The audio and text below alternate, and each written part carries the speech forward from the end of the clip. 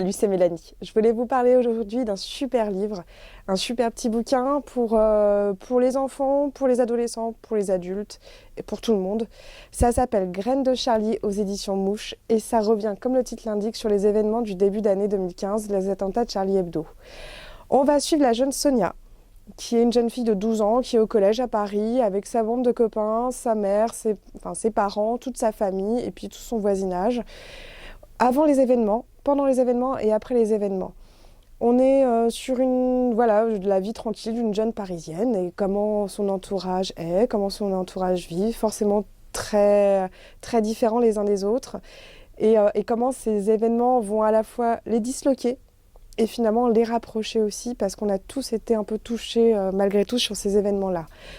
On a aussi une mise en page, je trouve un peu particulière, parce qu'on est à la fois un peu dans de la BD et un petit peu dans du roman. Je me permets d'ouvrir juste une page, hop là, et voilà. On a la petite histoire sur le côté, mais les images comptent beaucoup, parce qu'il y a toujours un petit peu de texte, un petit peu de choses comme ça.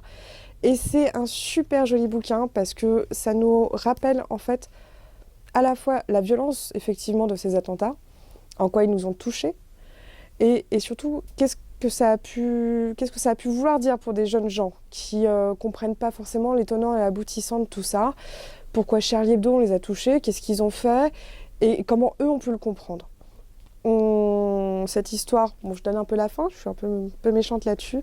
En fait, ce groupe d'adolescents qui comprenaient pas grand-chose, qui l'a un peu interprété à sa façon, en fait, ils vont tous se réunir après cette disputée en faisant une grande fresque pour rendre hommage justement en disant c'est pas par un dessin qu'on va nous tuer et c'est pas pour un dessin surtout qu'on va mourir.